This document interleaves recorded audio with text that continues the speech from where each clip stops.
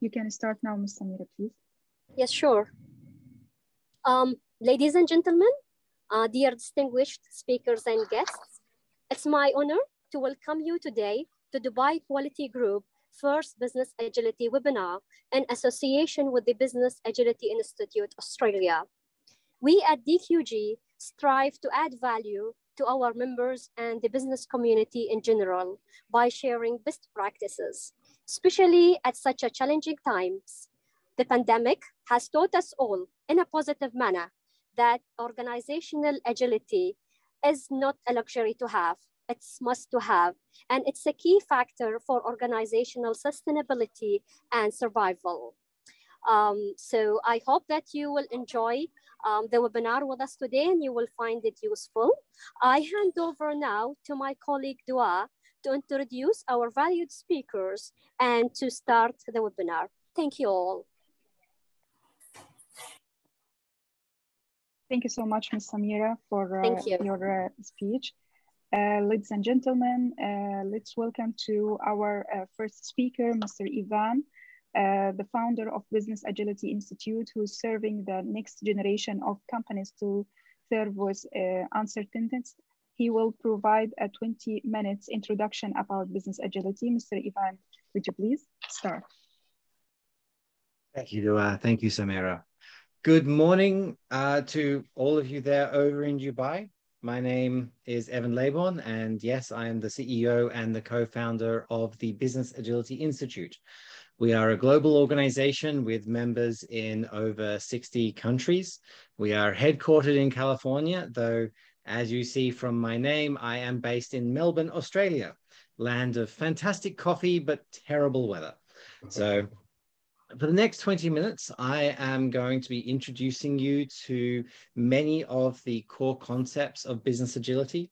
It's a very short amount of time, so I'm not going to be able to go very deep into a lot of these, into a lot of them, but I'm going to give you a fundamental understanding of what is necessary and what is required in order to be a viable, successful business in 2021 and beyond.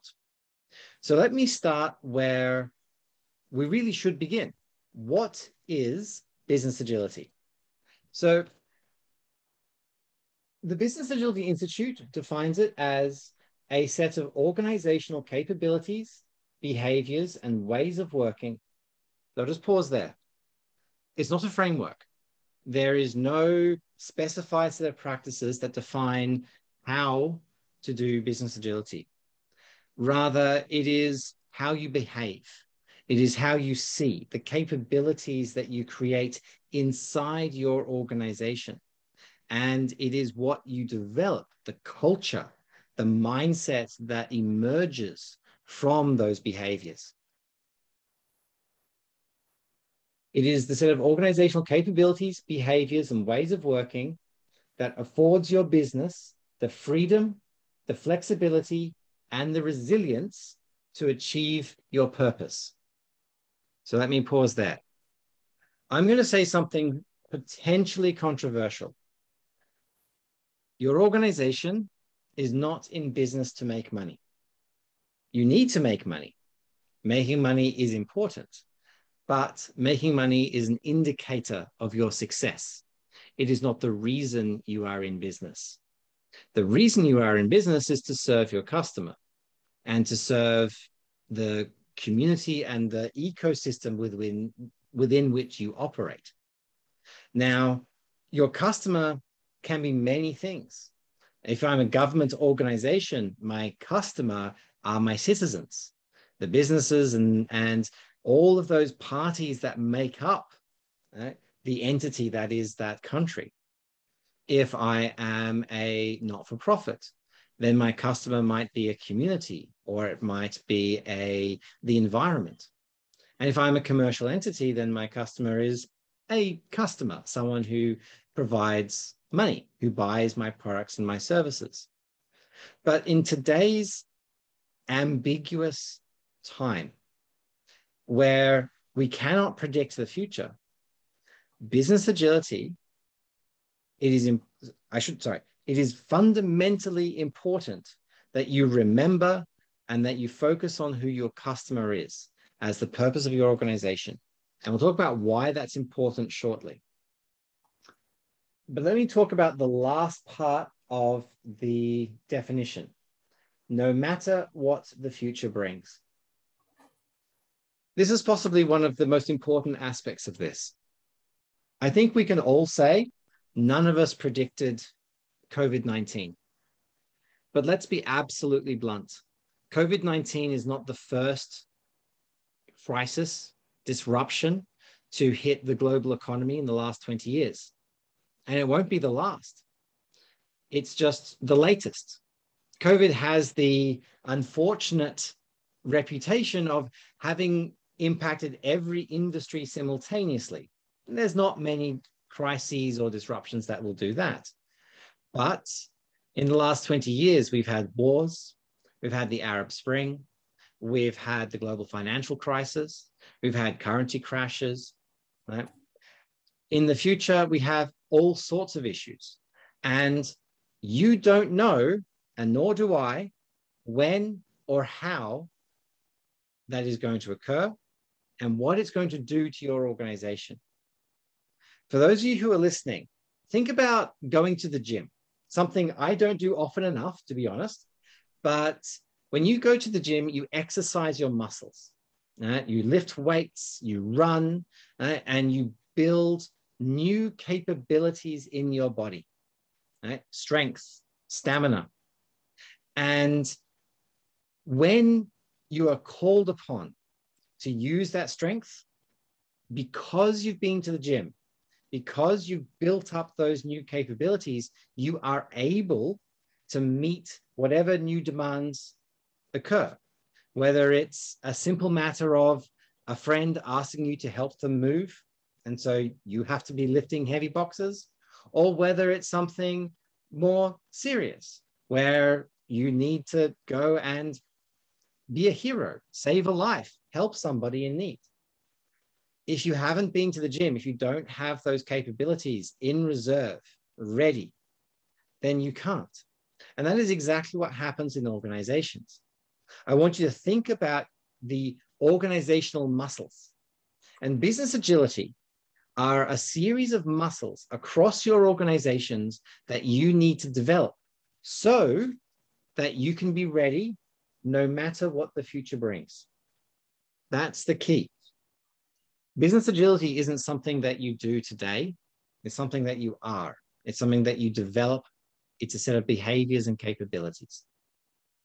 So let's go a little bit deeper into what that means and why we care.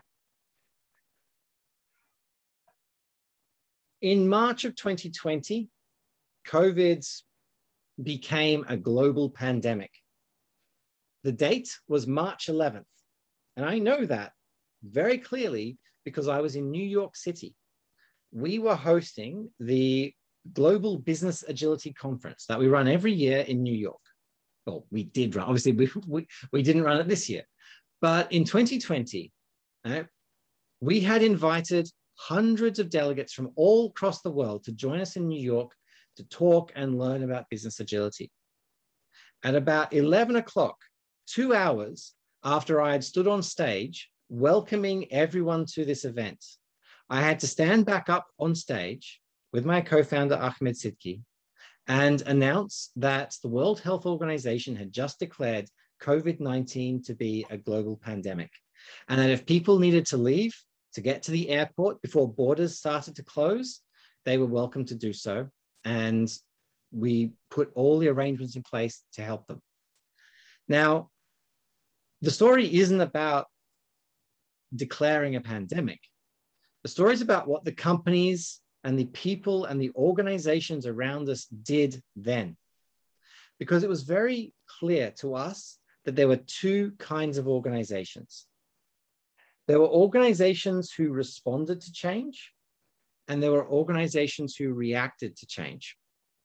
And let me talk about the difference here. In a crisis, in a disruption, you need to make a decision. I don't know what the decision is. It depends on what the crisis is. But everyone has to make a decision. And both organizations made decisions. But the difference is those organizations who can respond to change, they've been to the business agility gym. They've built those muscles up.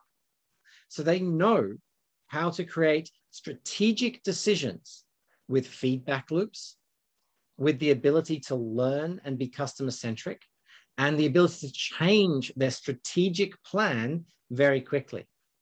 Now, they never prepared for COVID-19. No one was ready for that, but they knew how to create strategic agility. Whereas those companies who reacted still made decisions. Every day they're making decisions. But that company who reacted, they don't know how to make a decision that's connected. There's no feedback loops. There's no agility in their strategy. And so the decisions that they make end up pushing them off a cliff because there's no connection. And worst case scenario, they're probably disconnected from their customer. Which then brings us to the concept that many of you want to hear about, which is the domains of business agility. Now, I'm going to share a link after this talk in the chat for those of you who are listening, and for those of you who are watching the recording, then we'll make sure a link is available to you after the fact. This is the domains. Now, I don't have time to go into it into great depth, but what I want to share with you is what are the key points that you need to learn. The first to learn is that business agility and the domains of business agility isn't a framework. It's not something that you do. I call this the don't forget model, because if you're going to change your organization, these are the facets of your organization that need to be included in that change. And it starts at the very heart with your customer, because your customer is, again, as I said, why you're in business. Now, if your customer is why you're in business, this middle ring here is who. This is who needs to transform, who needs to change. And we have three domains: the workforce, your board of directors, and your external partners. Your workforce are the people who create value in your organization. You need to look at your HR policies and procedures, how they operate, and ask yourself whether your HR policies and procedures are actually creating a culture of agility, or whether those governance processes are restricting the organization. And I'm a huge fan of governance. Governance is important. Governance creates quality. It creates control. But governance has to be the right kind of governance. It's got to be agile governance, one that is based on a fair understanding of risk versus one that is a blanket thou shalt or thou shalt not without any tailoring, visibility as to what's possible. The board of directors, as I mentioned, as the ultimate arbiters, the owners of the organization, need to understand the uncertain nature of the world. And too often, the board of directors is fundamentally held back by the reports they receive. The organization feeds them a particular perspective. I've written board papers, I know. And that perspective is true, but insufficient. So often directors do not actually see the real ambiguity because those board papers have a false sense of certainty built into them. And then, of course, your external partners. These are the people, the vendors, the suppliers, the distributors who help you as part of an ecosystem. And if they don't have agility, your own organization is going to be fundamentally constrained as well.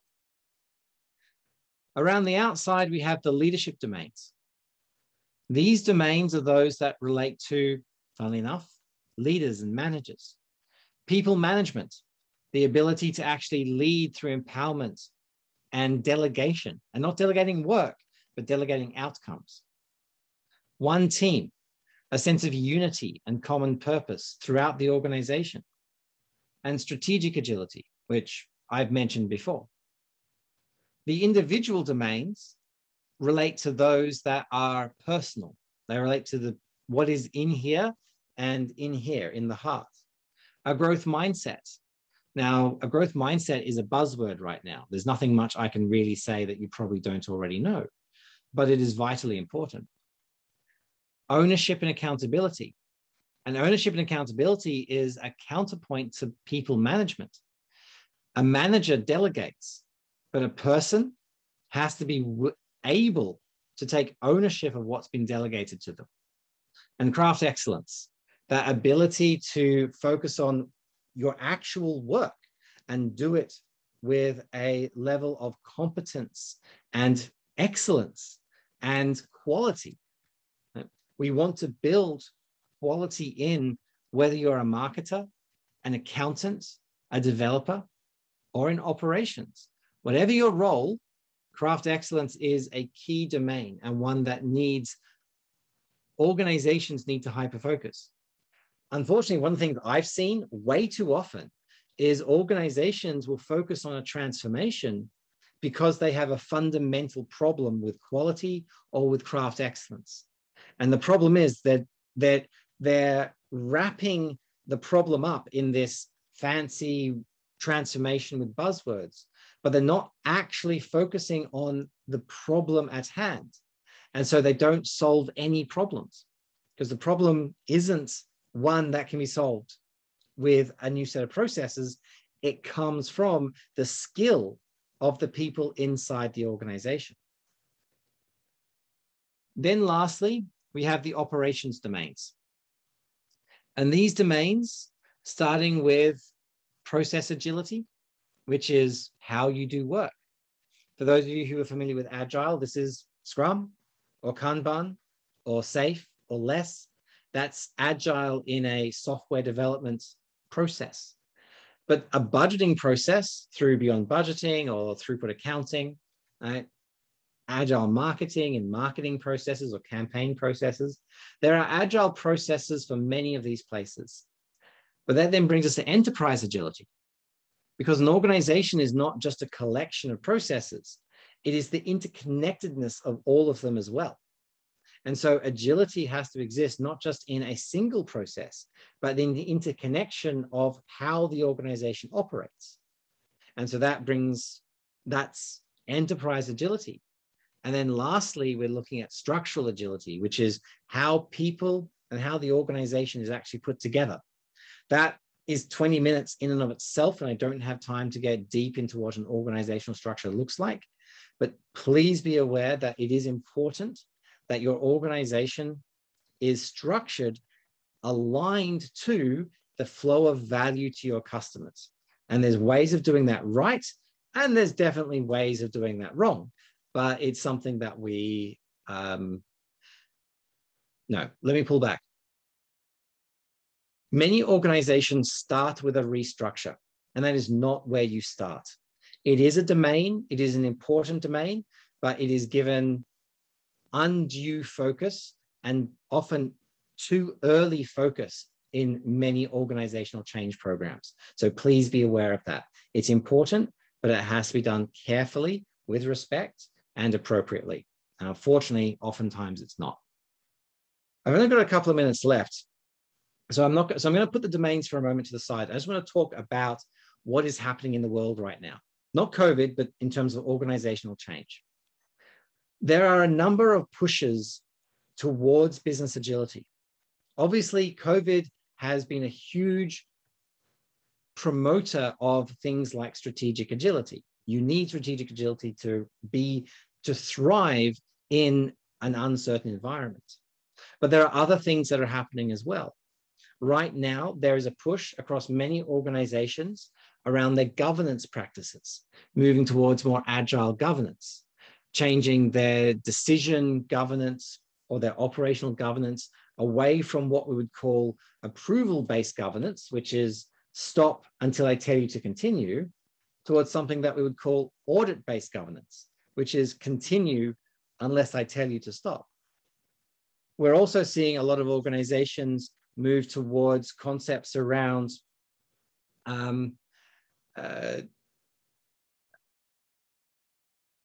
you might call it servant leadership or delegative leadership, management, and the importance of reclaiming management. Unfortunately, in popular media, a manager is seen as Dilbert or the office or office space, where managers are a joke at best and evil at worst. But we're seeing this push now into really investing in strong management and leadership skills. And those are important. And it is more important than, I'll put it this way. When I first became a director in the Australian Public Service, because 15 years ago, I was a director in the public service. I was, if you've heard of the term, the Peter Principle, that was me. I was promoted to my level of incompetence because I was a very good team leader, project manager. I was very good at getting stuff done. But what I didn't know were the skills necessary to lead, because nobody taught me. There is an assumption that if you're good at doing something, you must be good at managing that same something. And unfortunately, that's not true, because it is a fundamentally different skill set to be a leader and a manager. And that is something that many organizations are now starting to focus in on, in developing those skills. And whether it's a bank in America or an automotive manufacturer in Turkey, we are seeing that investment occurring across all domains: governance, leadership, management. And I am out of time, so I'm going to wrap up here. I will leave you with one last thought. Business agility is not about survival. We're not saying business agility will help you survive in ambiguity or uncertain times. It will help you thrive and grow, because uncertainty isn't something to be afraid of. When we talk about no matter what the future brings, we're not saying that as a threat. It's an opportunity. So you need to look at uncertainty as, how can I seize this opportunity and for my customers' benefit and thrive? On that, I will say thank you and hand you over to your next speaker.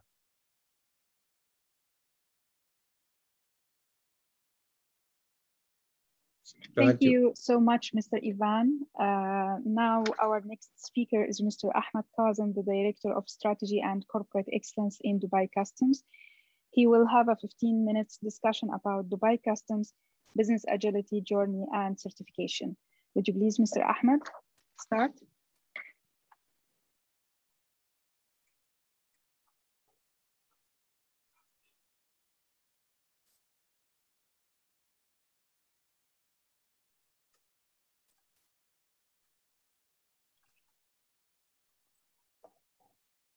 Assalamu alaikum.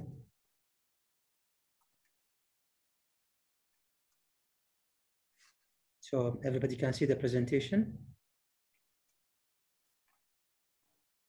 Yes, we can see it, Mr. Ahmed. Okay, very good.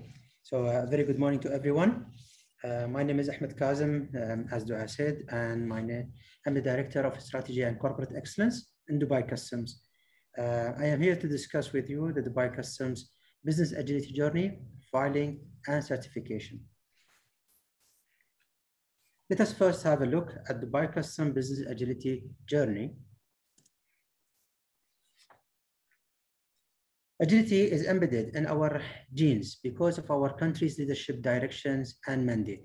His Highness Sheikh Mohammed bin Rashid Al Maktoum, the Prime Minister of the UAE, ruler of Dubai, mentioned some times back, adapting to change, flexibility, and capturing opportunities are the most important element of our success. Maintaining the balance between facilitation and compliance as per our mission, as yet be agile, is evident from the fact that the risk suspicions of Dubai Customs Declaration is just 2.24%, which is less than half of the World Customs Organization permitted recommendation of 5%. This, along with other strong key operating results, also confirm the fact that we operate in an agile manner. Agility is all about having strong foundation built into our capabilities that help us respond in a timely manner to any change. In order to maintain balance between facilitation and compliance, we had to provide a sandbox-like environment to our operations and facilitations. In Director's Office, Customer Management, Cargo and Passenger Operations, Customer Development, HR, Finance and Administration, Policy and Legislation. These operations are and facilitations are governed by the 6 areas which lay the foundation for our agile practices. These are environment, operation, culture, people, change, and performance. To formalize this, Dubai Custom has created a Dubai Custom Agility Framework to ensure that a strong agile foundation is laid. This framework has been developed to address 6 areas, 19 sub-areas, and 60 topics. More than 60 employees were interviewed. 3 courses with more than 50 participants were held to educate the employees on the framework and to start the change management, as well as their feedback was incorporated to further material the framework.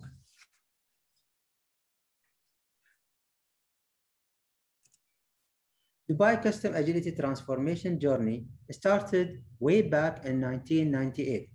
The first phase, 1998-2007, was a reactive phase, where we were reacting to the direction that the rest of the world was taking in terms of service provisioning, which was bringing our services 100% online.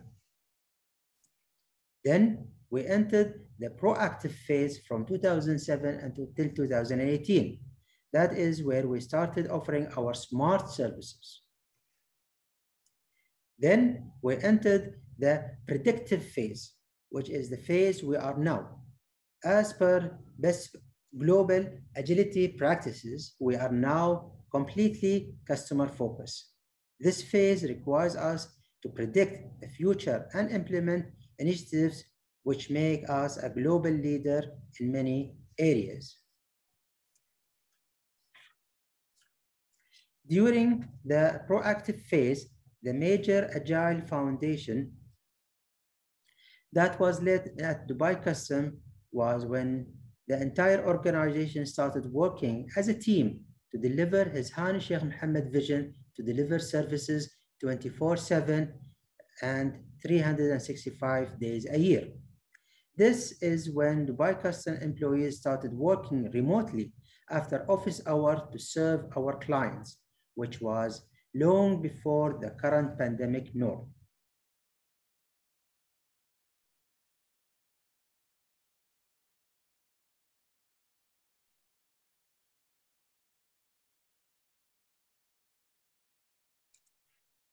Because we were proactive, we responded in the most agile way possible to achieve this vision of His Highness in record time, just within 100 days.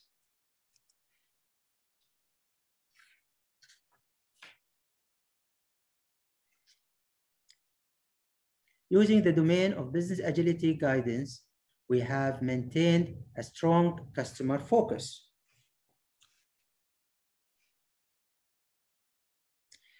One of the primary requirements for a strong agile foundation for any organization is that senior management interact directly with the customers. Dubai Customs has a Dubai Custom Consultative Council, the first consultative council in a government entity, in the UAE, and the first of its kind in the custom world, represented by the major Dubai trade clients and stakeholders. The council meets quarterly on a regular basis, even through the recent pandemic remotely. It's through these interactions that we achieve remarkably key operating results.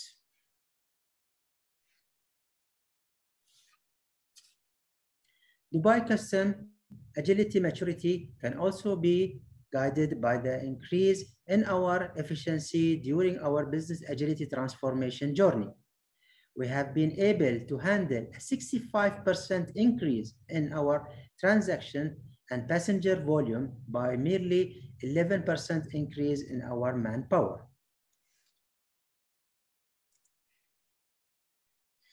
Just to mention a few of the major triggers of change that required agile response from our side during our journey.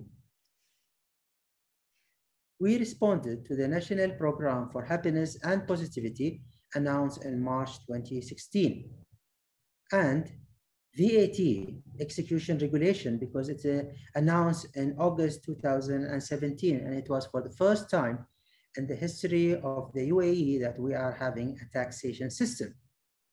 And just within 10 days, we managed to issue a customer registration certification implementation in that only 10 days to make the life easy for our customers. Using the domain of business agility guidance, we have maintained a strong focus.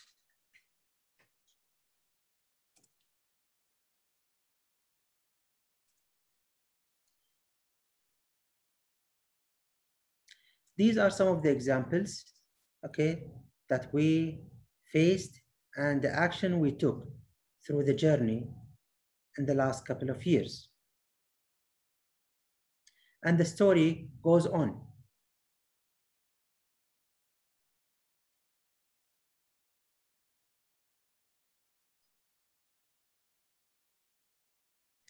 We have collaborated with the Business Agility Institute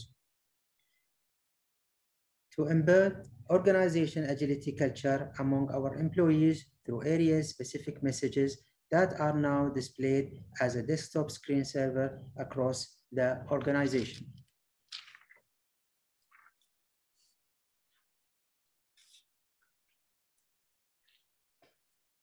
The biggest endorsement of the Dubai Custom business agility journey leading to current maturity level has been the first government agency anywhere in the world to become a certified agile organization.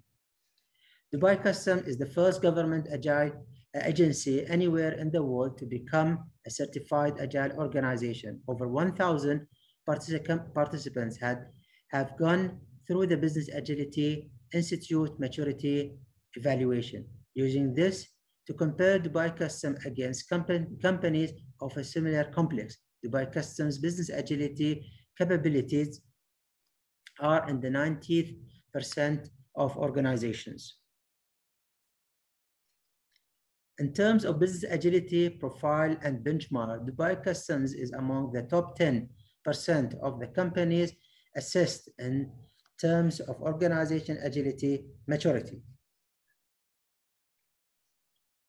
Business Agility Institute's profiling and certification for Dubai Custom has 6 milestones.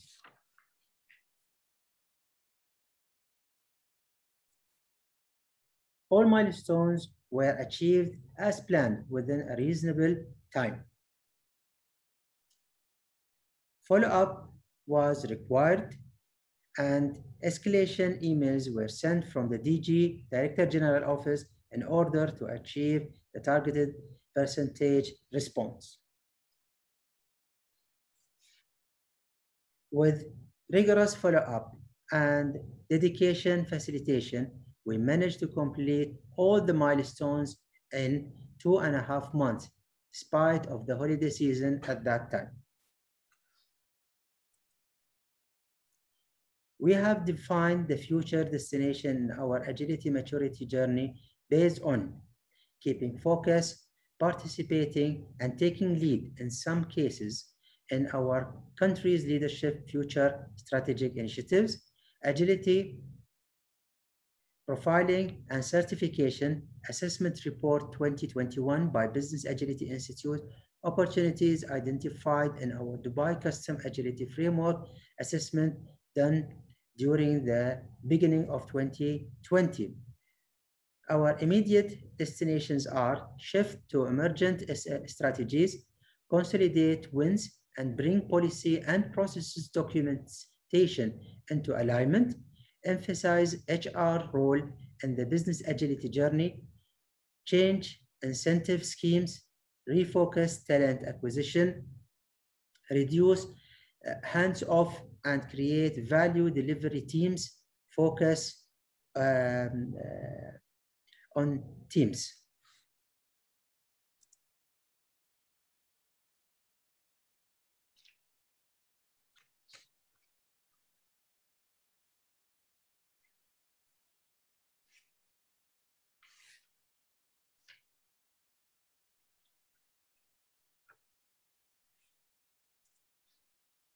We have revised our strategic model for the next 5 years with 5 guiding principles, 4 goals, and 9 objectives. We have made agility as one of our main guiding principles. The backbone of any agile organization is the project management of the initiatives. Our winning of 2020 World Project Management Office PMO Award is providing us with a strong backbone and foundation for our agile practices. I would like to take this opportunity to thank Mr. Ivan and Mr. Shahid Uthman for all the support they gave us through our journey in agility and to make us where we are today. Thank you, Ivan. Thank you, Shahid. And thank you. Thank you. Thank you so much, Mr. Ahmed. Now our third speaker is Mr. Johan van from BeAgile. He has a proven track record of shaping the strategic agenda, journey, facilitating and simplifying execution down to all levels within an organization. He will have a 15 minutes discussion about the case for rapid change management. Would you please, Mr. Johan, to start? Thanks, Dua. And actually, good evening for everybody in the East and good morning for those in the West. I want to congratulate and actually say thank you to Ivan for the first part that he contributed to this event by highlighting the whole, the whole importance around change management and the role that it plays. And, only in the communication or the in the 20 minutes that Ivan had, he referred to 18 times to change. And if I'm hearing what Mr. Ahmed is saying, he referred about 8 times to change. So in the next 15 minutes, I'm going to introduce you to actually BeAgile and the rapid change agility framework that we've developed. And I'm going to put it in a framework, although you would see that the back actually the foundation of our research is all based around the behavior and around leadership and around short space or short project management benefits that we're driving. And I want to link it, also to what Evan is saying around the reason why we're in business, and we agree is not to make money, but it's to serve actually our customer. And the same from a change management perspective, and actually pick up that I refer to change management as a whole, but not change management specifically into people management domains, because we see change management is an integrated part within, within just any organization. And it's actually enabling, through leadership, enabling the business to go on the change journey from step 1 up till the end of that change, but continuing that journey with continuous learning looping. So in the last 4 years, where we operated in change, and we have got change experience for over 25 years, there was continuously questions that we posted, into organization and into the ecosystem, basically around questions that I still believe up to date is unanswered. And it comes back also to the point that Evan is making around how did we build in the past actually confidence within management, making them and making sure that they've got the vitality and the exercise and endurance to take the responsibility up to manage change and rapid change and change within the agile world. And you'll see that on the first slide that we actually define rapid change agility. And it starts off with the capability that we built in leadership and how leadership has got the capability to accelerate change and executing new ways of work by unlocking people capability and capacity and expediting on the value creation that we create. So I'm going to take you guys through a journey that we've been through the last 4 years. And it's not like that COVID-19 actually gave us new insights. Actually, the insights that we started to create was already 3-4 years back when we started to ask simple questions around why do we do change, where do we do change, and how do we actually apply change management as a critical component within the organization. And we found that the leaders that we have interviewed and that we've engaged with the last 12 to 18 months was leaders that actually were not impacted by COVID. It was actually COVID just brought new vehicles and new engagement platforms to light which actually speed up the ability to engage within the organization and make sure that the change events that they are applying are successful. So it's those leaders that were applying certain principles actually throughout their career, and it was actually expressed that change is a simple domain. Change is a simple concept that, and you know, if you understand it and if it's embedded in your behavior, it's so much easier to do. I just want to link or go to the next slide.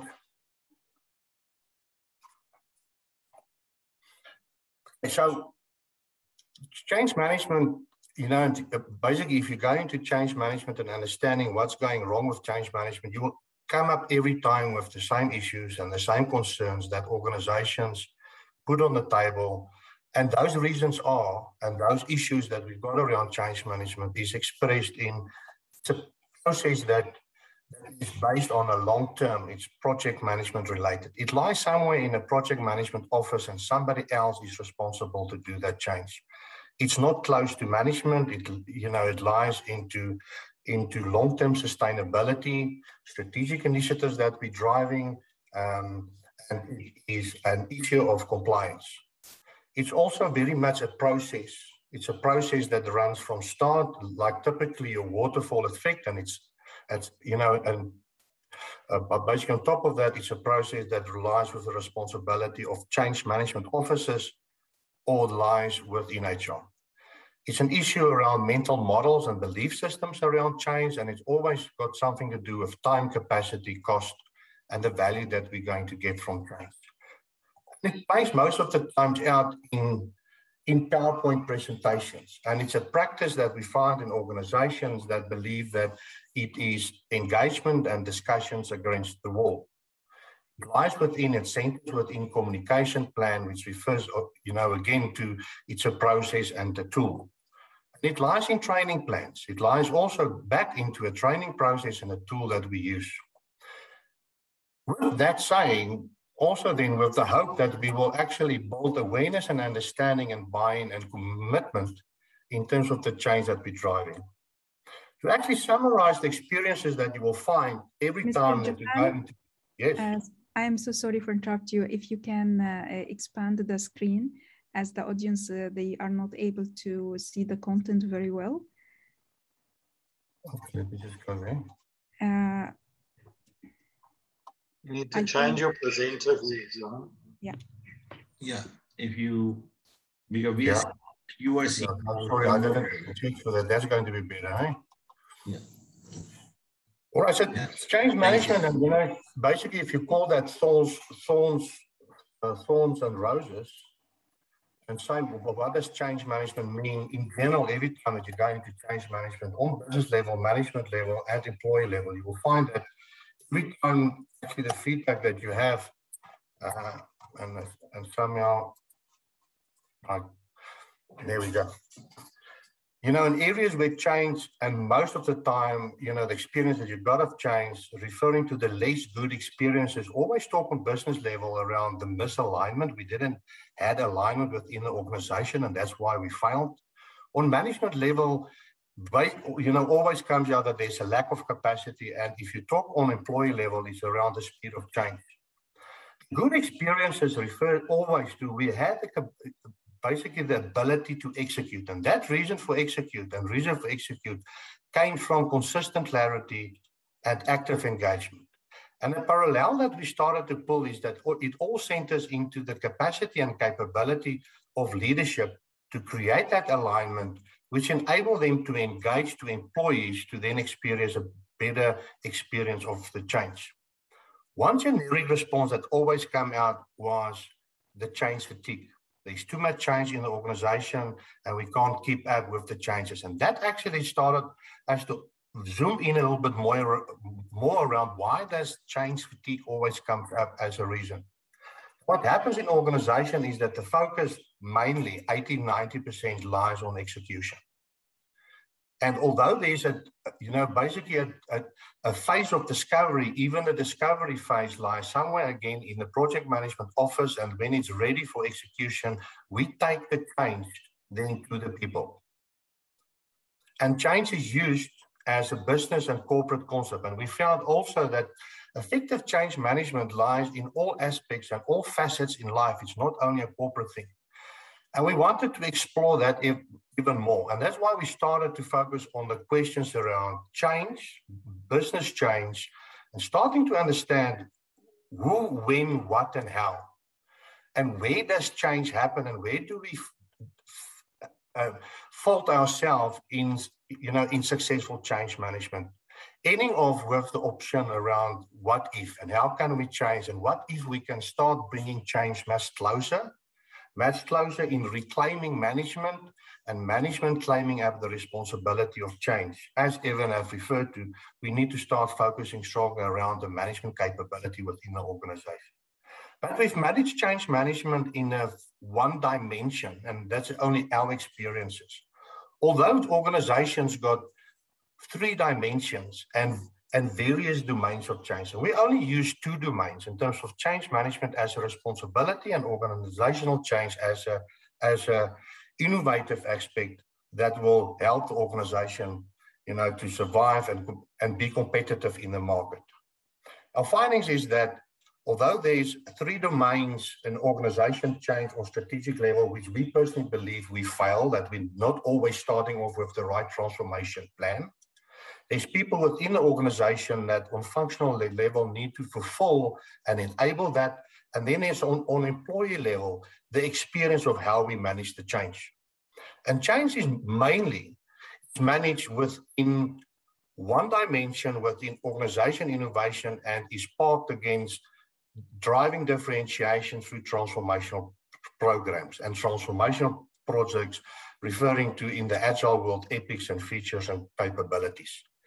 And the way that we manage that is then normally experienced around taking that change to people and make them buy in terms of the new state that we want to be.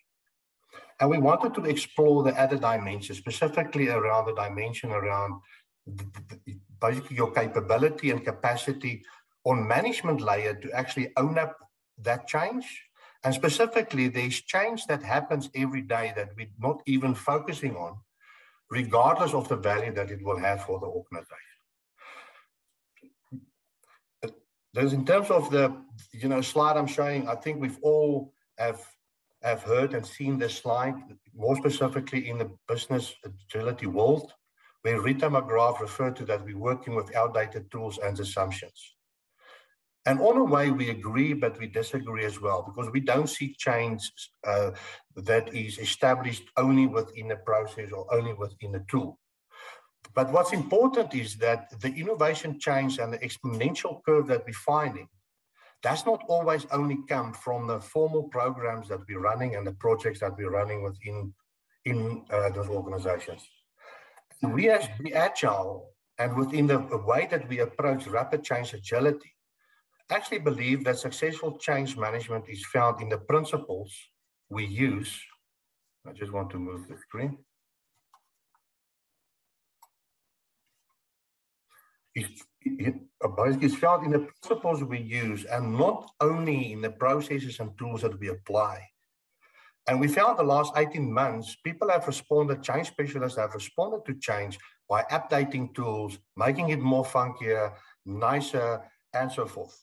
But still, we're not addressing the issue of why change most of the time fails. Just a minute, Johan, I think we are not progressing on your slides. We're still on your change management thorns and roses slide. I'm still on that slide. Okay, can everybody see the slides? Change management thorns and roses, right? Yeah, and I've moved on now. I'm already on slide number 8. Have you guys seen? Yeah, have you guys seen the slides? No, we are just on slide 5. Okay, and I've already moved and I'm not understanding why you guys not seeing the slides. Okay, but let's actually pick it up. So unfortunately, we're not going to go through the slides. So let me just talk to the process around changeability. So back to the point that Rita McGrath have made around that it lies in the outdated tools and assumptions that we're working with. We in BeAgile believe that it's bigger than only the tools and the processes, and it lies within the principles that we apply as leaders and managers within the organization.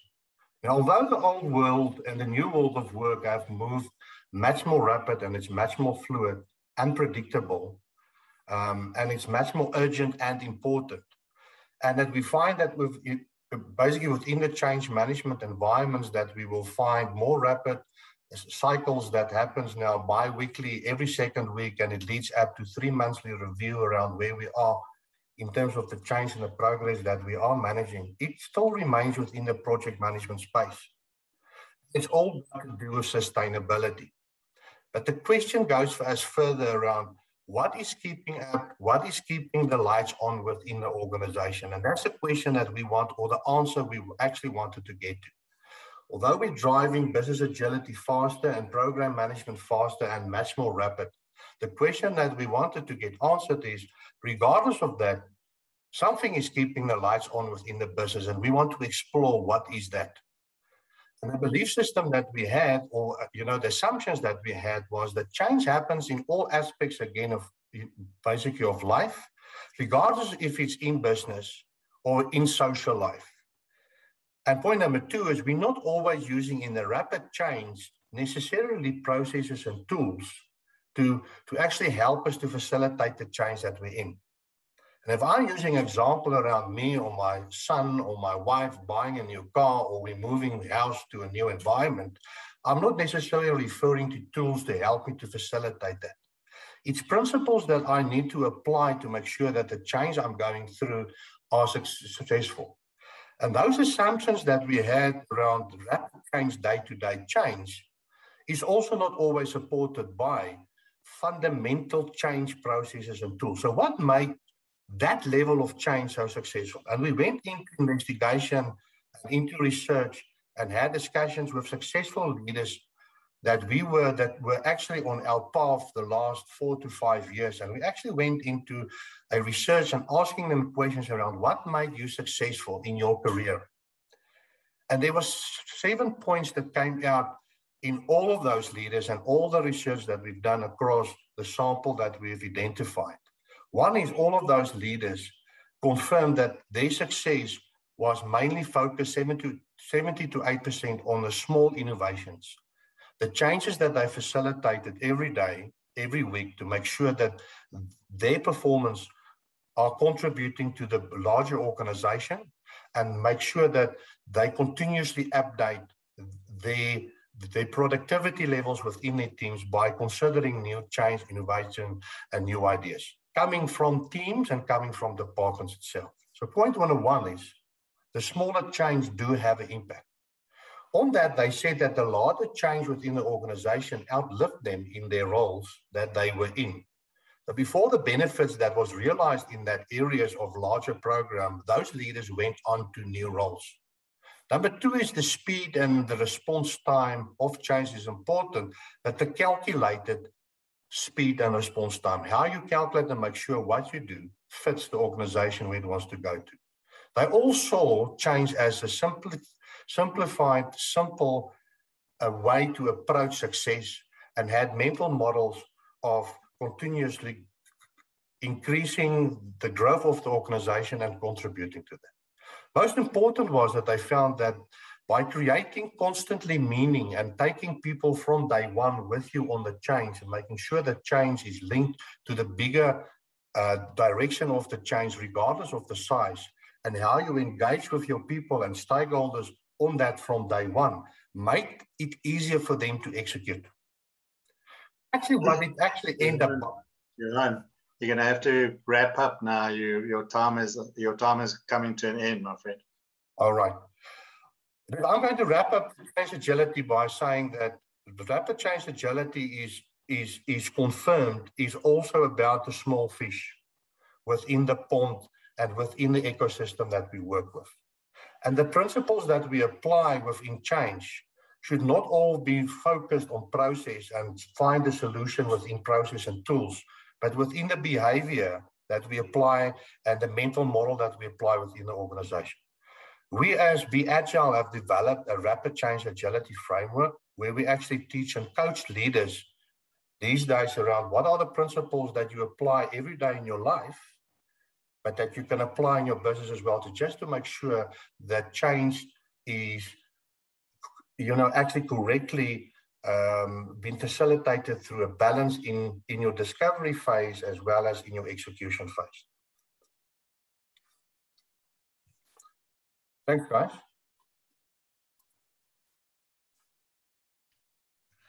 Thank you so much, Mr. Johan.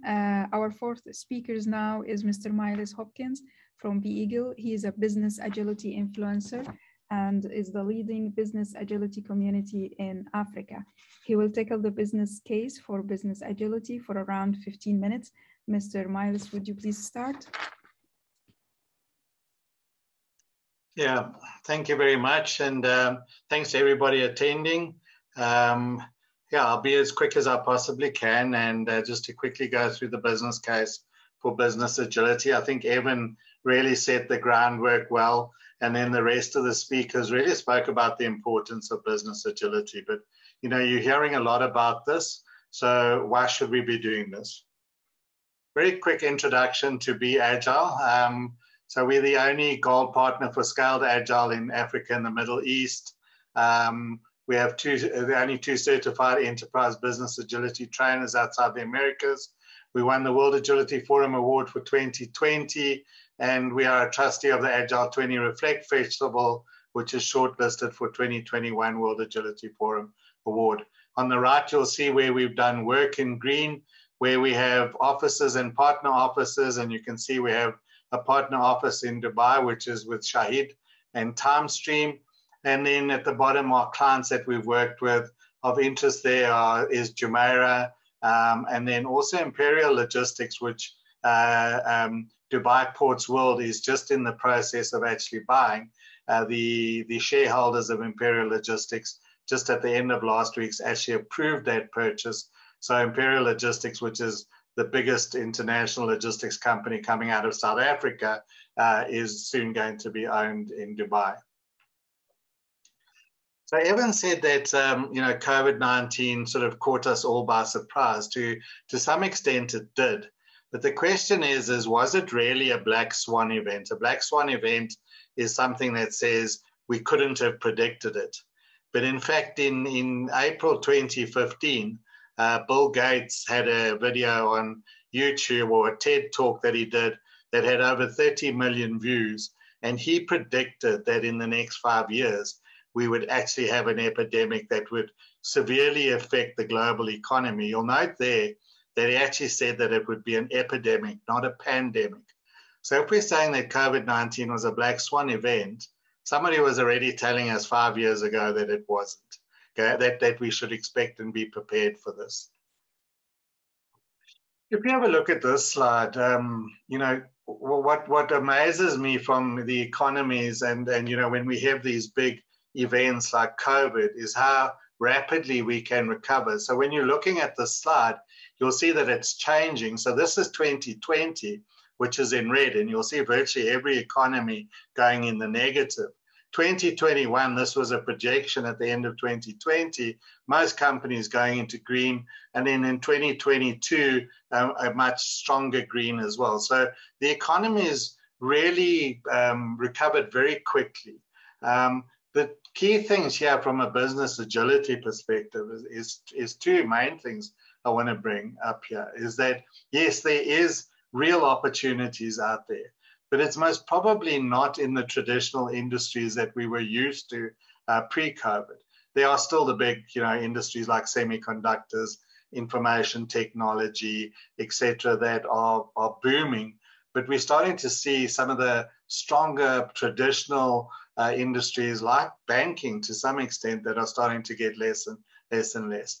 But the importance about this particular slide and why I'm showing it and it's changing is that one of the definitions we'll come up with later on that Evan and Sally Leybourn came up with, the definition of business agility, is the ability to anticipate and adapt to change. That's one of the key focus areas. If you just walk away here today with just that sentence in your head, the ability to anticipate and adapt to change, you'll have really gained a lot out of today. If we're looking at the competitive context, and we've got Klaus Schwab, who's the founder and executive chairman of the World Economic Forum, he says in the new world, it's not the big fish which eats the small fish, it's now the fast fish which eats the slow fish. So those big behemoth organizations that were dominating industries around the world, but were very slow to change, they are gradually and in fact more rapidly being replaced by much more flexible, agile organizations. When I use the word agile here, I don't use the word as though it's a framework like Evan had spoken about before. We said, we're not talking about frameworks here. We're talking about a mindset. Being agile is a mindset. It's about actually understanding what's happening in your world, being able to focus on that and change, and to be able to, deliver the best value to your customers. Johan mentioned the Rita McGrath statement about we are working with outdated tools and assumptions. Now, Rita has become one of the sort of predominant people in the world of strategy. She's very well sought after as a speaker. And on the right-hand side, just to sort of talk about what Rita's talking about, is we have what's called Martech's law. And what that basically shows is that the top line is the exponential change that innovation is happening. So we're seeing the speed of change curve on innovation just going up and up and up and up and rapidly changing. I think it was Justin Trudeau from the Canadian Prime Minister, who said in 2018 at the World Economic Forum, is that the world has never changed as fast as it's changing today, but today is the slowest it'll change into the future. But at the bottom curve there, we're seeing that the way that organizations have managed the organization has not changed a heck of a lot over the last 20, 30, 40 years. It's a very logarithmic change.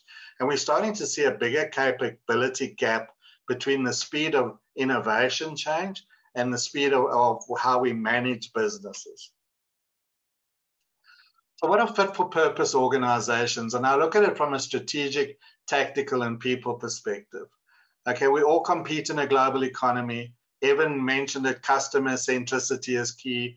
Our world changes at an ever-increasing pace. Innovation is key. We have to balance running, growing, and transforming the business. We need adaptive strategies. Agility is a prerequisite. Sustainability is a differentiator. Under tactical, we have to optimize the flow of value. We need to prioritize where we allocate our resources. We have to embrace hyper-automation. We have to guard against cyber attacks. Our technology operating model must optimize business initiatives. We need to manage various portfolios, robust business intelligence capability, manage risk and compliance. I'm a strong believer that the organizations that will really dominate in the future are those that have the best people, not those that have the best technology. And the reason I say that is because it's the people that develop and support the technology. And the war for talent is really just going to ramp up radically. And, we've got to look at strategic workforce planning, gig flexible working, winning cultures, leadership model has changed, etc. So what is the emerging recipe for success if we see that these are the challenges we all face? It's business agility. Okay, you'll have a look at all of the latest magazines coming out, and in Harvard Business Review, Forbes, McKinsey.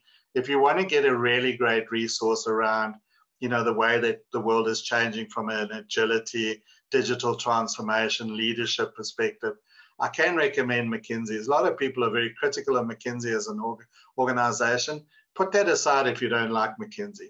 Just dig into their resources. It's all free, and I really love a lot of the information that they come up with. So what is business agility? And this is a definition that Evan and Sally put together.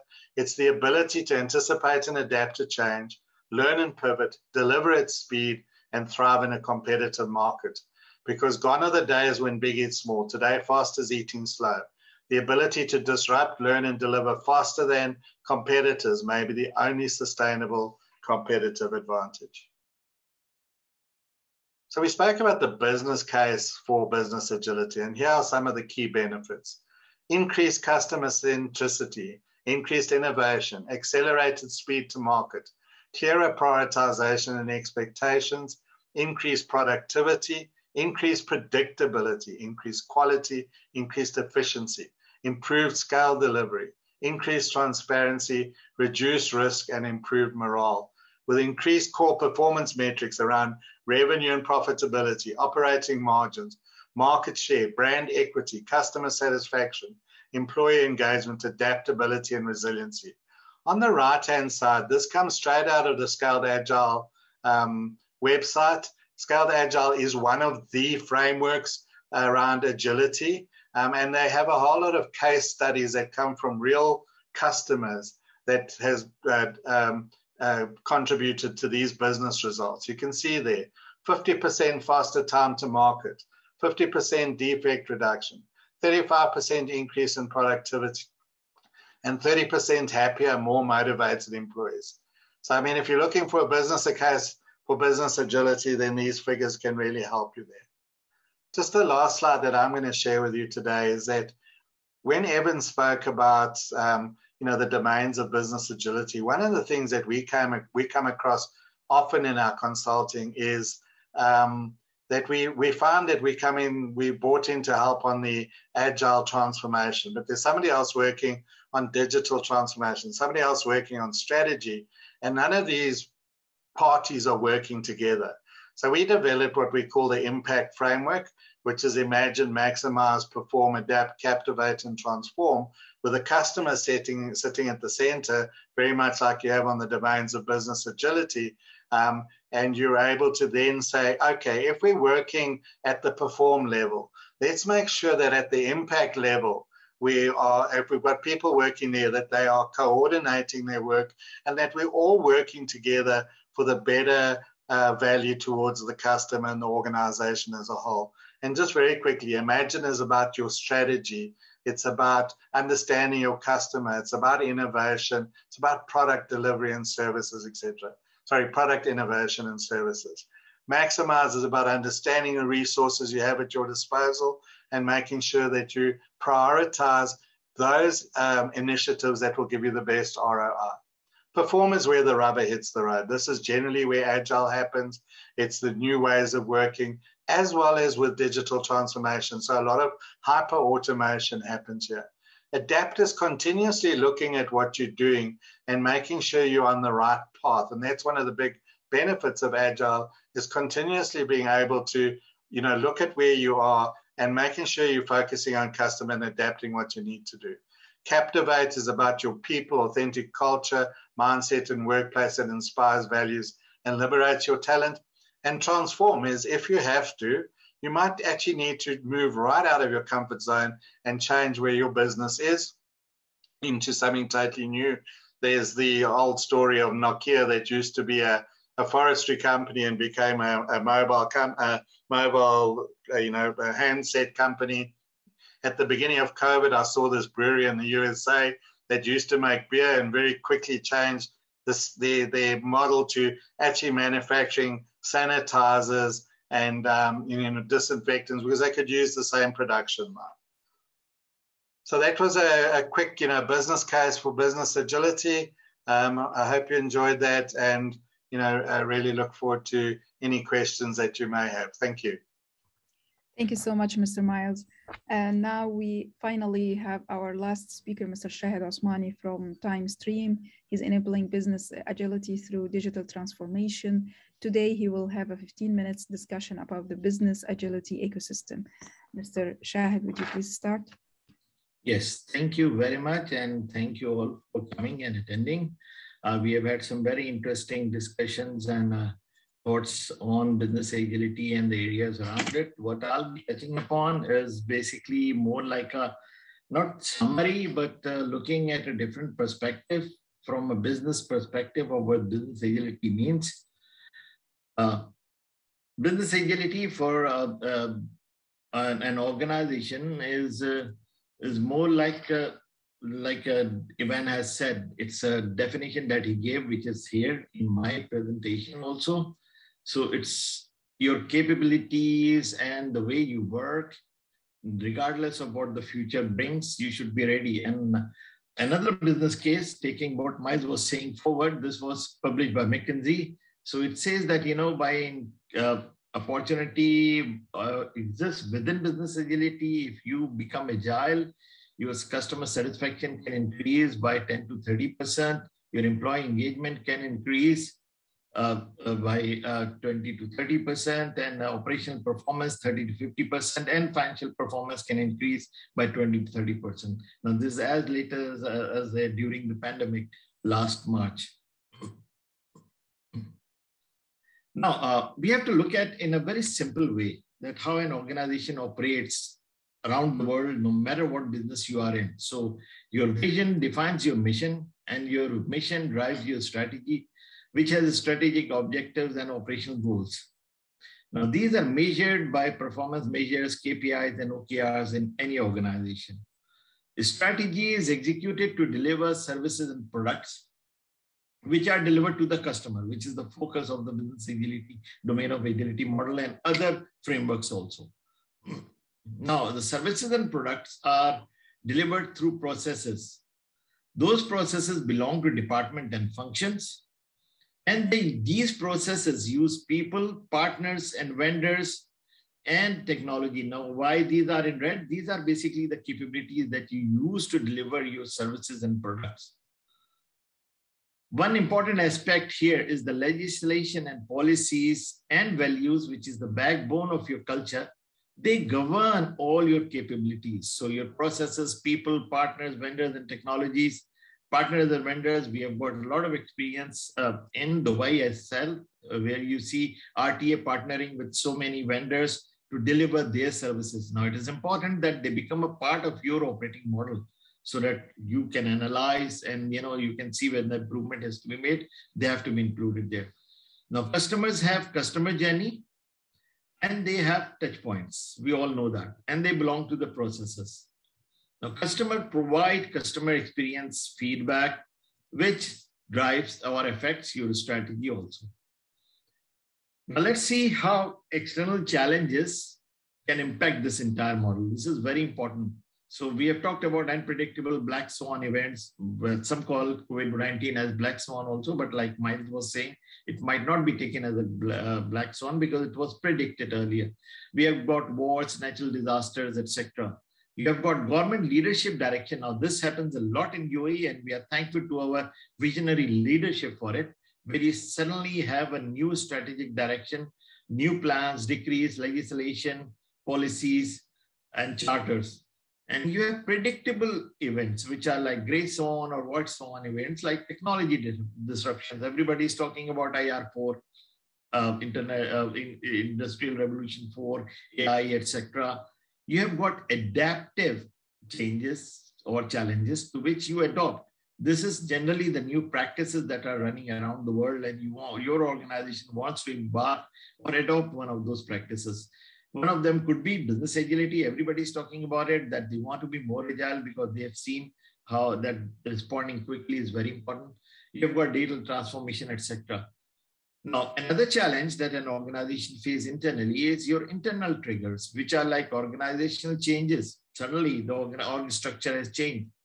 Innovations, which happen within your organization by your innovation department, that affects your internal organizational working also. You have got organizational structural changes, etc. All these things, they impact your vision. They might impact your strategy, might impact vision, but it certainly impacts your strategy and legislation and policies and values. Now, where it can impact your vision, like I have examples from within Dubai when suddenly two government departments are merged. So their entire vision changes, and they have to live up to that vision. Now, strategy also impacts and it is also affected by legislation and policies and values. And sometimes our change in the strategic direction affects our legislation, policies, and values. So this is a model we have to keep in mind. It's a very important model in terms of this is how generically any organization operates, and these are the challenges they face internally and externally. Right. So what we have to see now is what is business agility and adaptability? They are two different things. Agility is like Ivan was saying, the muscles that you build. Adaptability is when you start using those muscles, to reap the right results. So in agile organization, they sense the channel, they can challenge, they can be reactive or predictive. We saw from Ahmed's presentation that at times they were predictive and they were prepared to make a change and immediately made that change. When you sense the challenge, then the next thing that comes in line is detect the change. Where does this challenge pose a threat? And what is it that I have to change within the organization? And what is it that has to change? What changes are to be made? And then this is the adaptability side. You detect the change and respond to the challenge, where you make the change and respond to the challenge. Now, why an organization does this? The objective is simple. You want to sustain the performance. And if you are an agile organization, you want to improve the performance, identify and capitalize the opportunities posed by the challenge. In our methodology, or the way we see how we can measure the business agility maturity, is the quicker you are in detecting where the change is to be made and you make the change, the more mature your agility is. So an organization is as agile as its least agile area. Going back to that example of RTA, you have got a license renewal or you have got a vehicle renewal. Now imagine RTA works very hard to improve the entire service, but the partner who is doing the testing doesn't improve this service, or they are not agile enough to respond to change. What happens? Well, obviously the overall organizational response is reduced. So it is very important to understand that all the capabilities in any area in your organization, they all have to align, and those are the core areas of the domains of agility model that have to be aligned and become agile simultaneously. Now, change is accelerating. Equivalent to 20,000 years of progress will be crammed into next 100 years. Now, this is said by the Google chief engineer, Ray Kurzweil, predicted at the beginning of this century. Now, imagine 20,000 years of progress in only 100 years. So you have got changes in technology, globalization, disruption, the unexpected changes. Change can be obstruction or opportunity. This is very important. 57% of the organizations are unable to quickly turn challenges into opportunities. This is through a HRCI survey of HR professions done in 2018. So you see, the opportunity lies there, but you have to be agile enough to adopt and catch on those opportunities. And as our friend Ivan says, the only constant in business is change, and the world is changing more rapidly than ever before. To thrive, organizations must leverage this change to create new values for their customers. It is only high-performing, adaptable, empowering, and agile organization who can achieve this. Now, coming back to the model, it is important to understand the business agility ecosystem. Now, what do we mean by this ecosystem? It is where you become agile and become adaptable also. So how do you set up such a system, sustainable system in your organization? Now, here, I'll just touch upon a very simple example that how this interconnectivity is important. And this is what Ivan also emphasized upon. Take this example of what happened at the beginning of the COVID. Suddenly, there was a mandate for the lockdown and everybody started working from home. What did that affect? That affected the touch points towards the customers and internally within the processes. Now, in order to find out what has to change, detect and change, imagine you had to go through this hassle. Every organization had to do it to look at what touch points are there with the customers, which will be affected by the lockdown. What policies and legislation have to change in order to implement what has to be done to tackle that. And then whether we have the right technology and tools to make it happen or not. That is why this interconnectivity is extremely important. So what you need to build an agile foundation. So you need essential building blocks to build a strong agile foundation. You need baseline assessment. This is the important thing, which Dubai Customs did by doing the profiling and certification through Business Agility Institute. You can only improve something which you can measure. So not unless you have a baseline, you wouldn't know what to improve.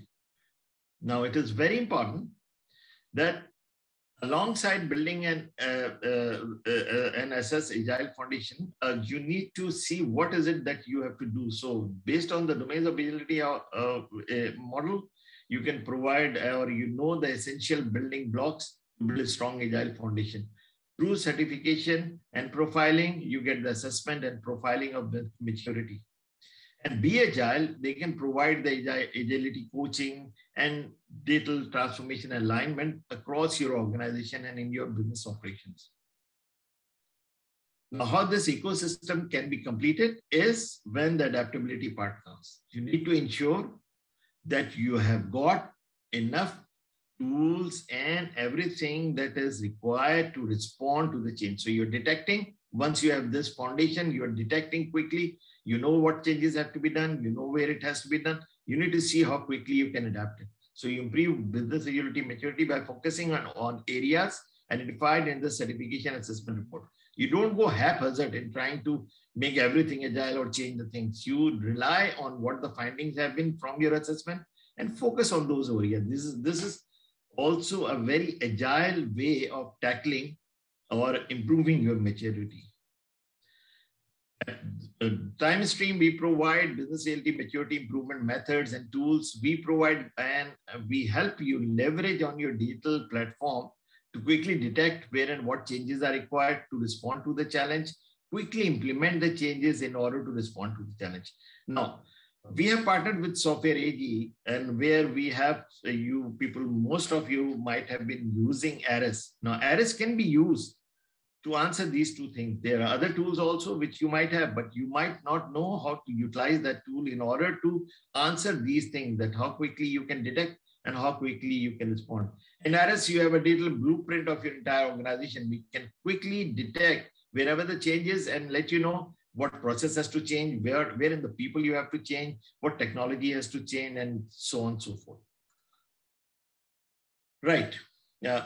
We all have heard about Business Agility Institute. So it's an independent research and advocacy organization for the next generation. Why we are promoting Business Agility Institute? This is a question.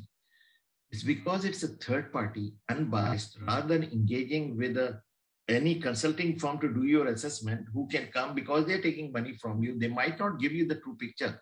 It is very important to understand that. You need to see exactly where you stand, because Dubai is opening up, UAE is opening up to the world. We cannot be in a state of self-denial where we say, oh, we are the best, but you have to prove that you are the best. That can only be done once you do a proper benchmarking against the rest of the world. We are proud that Dubai Customs stood in the top 10% of the percentile during the certification, and that is why. And because the Business Agility Institute, they use the benchmark data basically for over 1,300 companies. They have been analyzed as a part of the research. This information forms the basis of the profile diagnostic model and your benchmarking. These companies represent 29 different countries across 24 industries. So you are compared amongst the best, you can see, from all over the countries with different sizes of organization.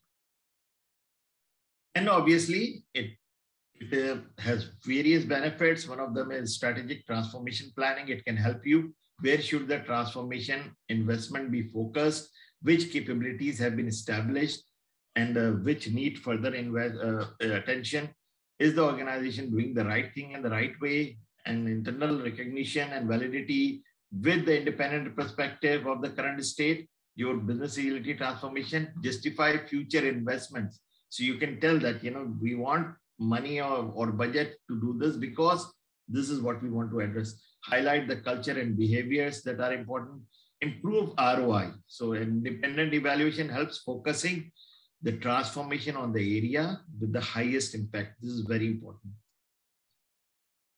Okay, and these are the further benefits. You measure products, you progress, you benchmark yourself, plan your next steps, recruit the right talent, and consult the right organizations. You can forge connections because you can get connected to other practices, best practicing organizations, and you can gain recognition. Now, to sum it all up, UAE joined the Agile Nation Charter in 2020. Most of you might be knowing it.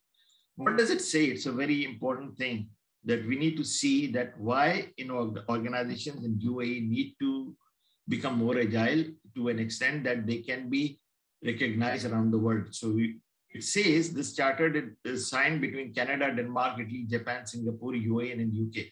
They say that you should lay an agile foundation to anticipate and identify innovations and the opportunities and risks they present. Quickly adopt innovation for IR, technology, and related rules and regulation formation. Now you see how this linkage is very important, that any innovation, what impact it has on the legislation, what has to change. So detection and response is the key to make sure that UAE becomes an agile nation. So what our aim is at Time Stream, we are saying that let us make UAE a country that has maximum number of certified agile organizations. Thank you very much. And this is all I have to say. Back to you, Luan. Thank you so much, Mr. Shahid. Thank you, everyone. Today, special thanks for the speakers. Actually, we learned today how to improve the business agility culture in our organization and how the business agility can enable organization and individuals to be more adaptive, creative, innovative, and resilient. Let's see if there is questions from the audience has been dropped in the Q&A.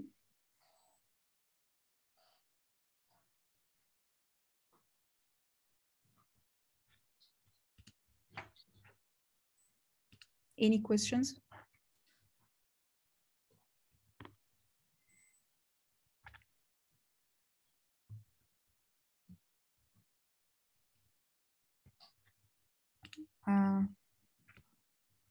There is one question here, how the framework can be implemented and time frame, from Mr. Krishna Kumar. That's a question and response to this question. Which framework is he talking about? Or is he talking about the profiling and certification or a specific business agility framework? Certification. Yeah, you saw with Dubai Customs that it was done in 2.5 months. Within UAE, I mean, that is the time frame, realistic time frame. It depends on the size of the organization mainly. And Ivan would second that, I think, because if you have a very complex organization, then obviously it might take a little longer. Ivan, perhaps you would like to add. So it can be done in as little as 6 weeks. And we've been working with some automotive manufacturing firms, and it's mostly being done in about that 6-week time frame. But we're also working with a global insurance firm, and it'll be close to 3 months before we're done. But they have like 15 organizations. So yeah, it's that kind of time frame. But we've designed it to be as credible and rigorous as we can, but at the same time trying to reduce the impact on an organization, because we know it does take time, and obviously you need all the staff to actually respond. Okay, Mr. Krishna asked about how you benchmark agility and what is the parameters you follow. So one of the things that's important when we talk about business agility is, as I mentioned at the beginning, is that there's no single framework. There are hundreds of different ways of achieving agility in an organization. There's no one true way. So we can't evaluate an organization against a set of practices. But what we can look for are behaviors. And those behaviors create new capabilities in an organization. So if I can extend the muscle metaphor, the domains may be the muscles that you have, but the behaviors are the exercises that you have to do at the gym, the lunges and the bench press and whatever else, that actually work those muscles. And I can't measure your muscles directly, or at least not in any real way, but I can observe the behaviors. I can observe you going to the gym. I can observe you doing the behaviors well. And then I can observe the capability that's created for your organization. So if you do go to the gym enough, I can see that you're able to lift more weights. Those are the new capabilities. So what we've developed based on our research, and we've got, and some of those numbers are a bit out of date. We actually have over 1,300 companies now in our research data set. So we've been looking at hundreds of companies worldwide, the capabilities and the behaviors that make them up. Everything from social behaviors around diversity, equity, inclusion, to strategic behaviors, to leadership behaviors, to operational behaviors, finance behaviors. So we have documented, there's actually 86 behaviors in our model, and 13 capabilities which have been identified. So that's what's underlying this. There's also a nuance where we recognize an organization has both high and low agility at the same time. We can't just say, oh, you're 4.9, therefore you're agile. Rather, we actually are observing that an organization isn't a point on a curve, it is the entire curve itself. And so the trend, the shape of the curve is almost more important than any single point. Okay, there's a question from Zohair. He's asking about how the company makes sustainability when get agility certificate. So I assume you're talking about how you make business agility sustainable.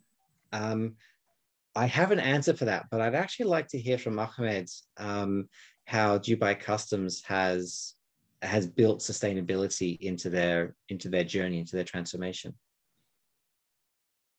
Yeah, as I mentioned, when we developed our new strategy, okay, and for the coming 5 years, as part of the enablers that we are using in that one, so we had the further guiding principles, and one of them it is agility. So in any decision that we will do in our organization, we have to look into the guiding principles, and one of them it is agility. So this is how we embed it in our strategy, in our decision-making process from the top management. Okay, and that's cascaded down to the whole organization. Definitely, this is beside the other tools that we use from the model, okay, to be implemented in the rest of the systems. But how to make it sustainable? It is by embedding in our Dubai Custom strategy and the guiding principles. I hope that I answered your question. I would also add from our research, we know that there are 2 inflection points for organizational sustainability, one at 2 years and one at 8 years. I know 8 years seems like a long time, but unfortunately that is the truth. So it takes about 2 years to reach the first stable point where if you stop investing in change and transformation, you won't go backwards. Then it takes until about 8 years, so another 6 years before you reach another major inflection points. Now that's simplistic. Obviously, there are different facets here. So there are some capabilities, in fact, some of the domains. We know that customer centricity, not only is it the center of our model, it's also the domain that has the earliest return on investment and the earliest sustainability. So investment in customer-centric perspectives actually pays dividends earlier than, say, and in fact, The part that has the slowest return on investment is structural agility. So organizational restructure, as I mentioned earlier, is important, but it actually has the lowest return on investment in terms of both impact and sustainability. So there's no silver bullet how to make it sustainable, but time and investment and focusing on what's important to your organization is going to be a key part of that. Okay, I have other questions. What kind of KPIs we could set and measure the agility of the organization? Can we set internal pillar and criteria to measure the performance? Also, is there an international criteria?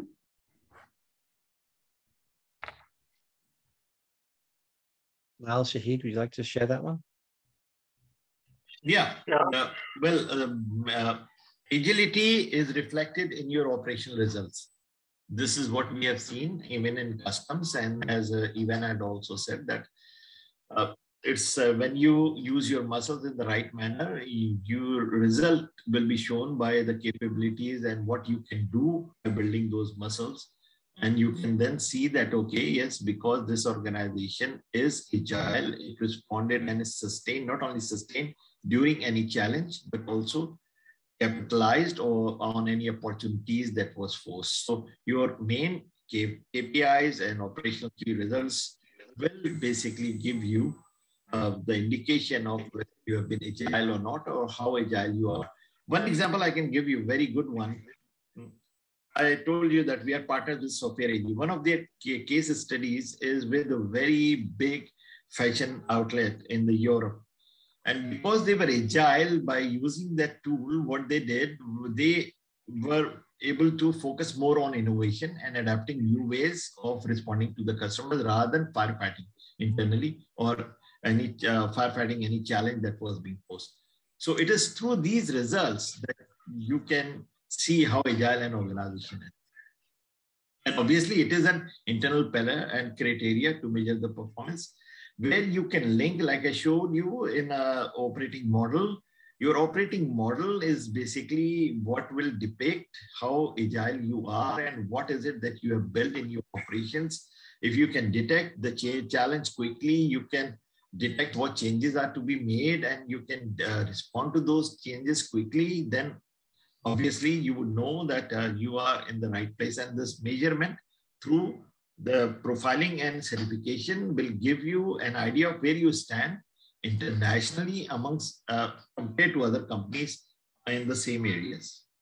I hope I have answered the question.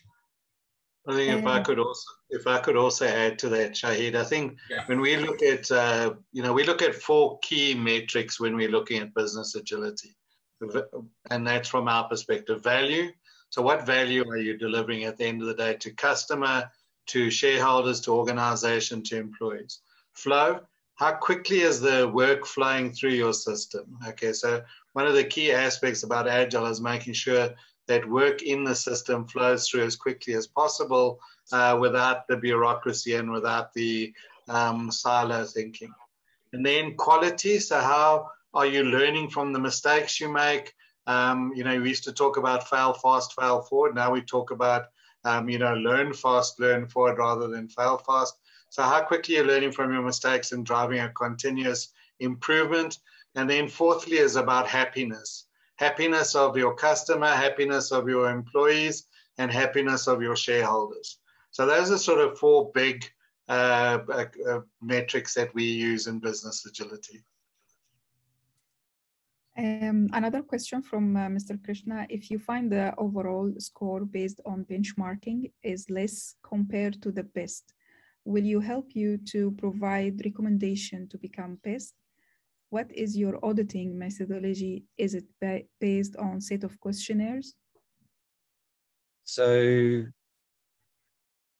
this program was originally developed in conjunction with the government of New Zealand.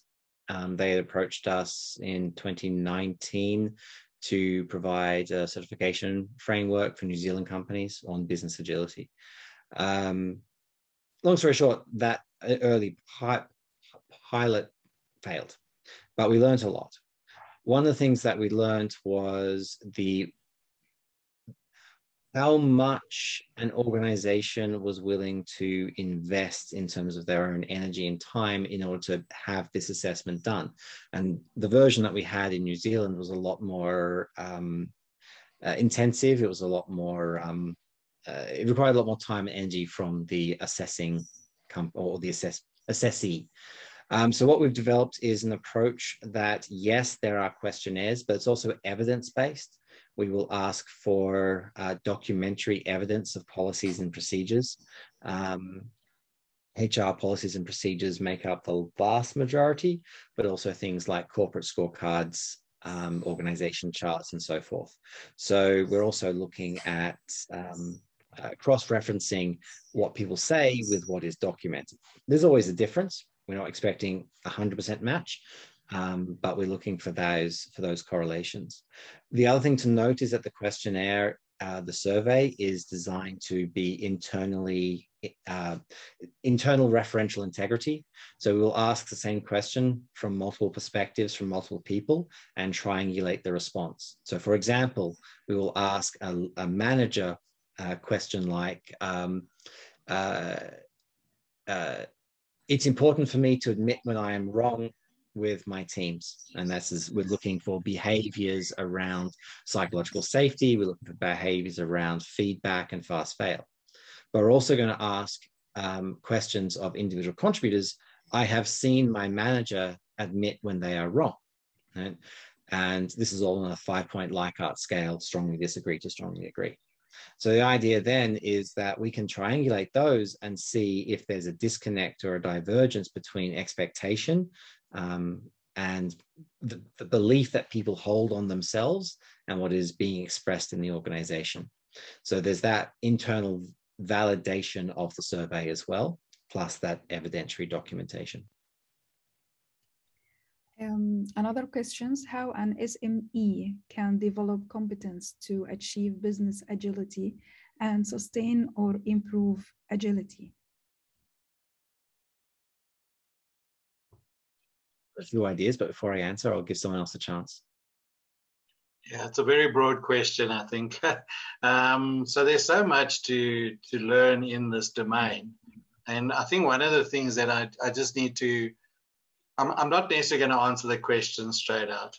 There's a big difference between doing Agile and being Agile. Now, there's many frameworks out there, such as Scaled Agile, Less, DAD, Spotify. I think there's over 80 frameworks now.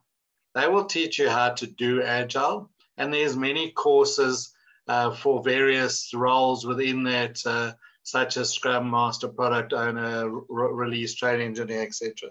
But what's more important, and what Evan and Shahid and Ahmed and Johan and I have been speaking about today, is much more about the being Agile. And that's more about understanding the possibilities that exist in this world, the ability to anticipate and adapt, the ability to predict, to change, all of those things. Now, there again, there must be hundreds of courses out there. But I think it's an idea of saying, what is the role that you want to play in a business agility concept? And then how do you then develop yourself going forward from there? Because there's lots of training courses out there, but I don't want to push you towards a training course because that's more about doing Agile than about being Agile. I'll also say for small to medium enterprises, and again, it depends on your definition of SME. I've seen some very large SMEs. Many SMEs have a natural level of agility, and part of the key is keeping it. So in a previous life, I mentored startups, and I specifically mentored growth stage startups, as in those startups that were growing from 15 to 50 and from 50 to 150 people. Because at 5 people, you're naturally agile. At 15 people, you're keeping that. But as you grow and start to build structure and governance, processes, it's easy to lose the agility that made you so successful as a small organization. And so the key for an SME, not so much where you are, but as you scale, as you grow, is finding the way to sustain that natural that natural agility, the benefit, the strengths that you have today as you grow and as you add governance, which naturally happens, without losing what's made you so great. Thank you so much, Mr. Ivan. It was really a lovely night, and because we are running out of the time, I would love from the audience, if they have any questions, to drop it to info@dqg.org, and we will forward immediately to our speakers. Thank you so much for attending and joining us, and see you in the next webinar, inshallah. Thank you. Thank you, everyone. Thank you, everyone.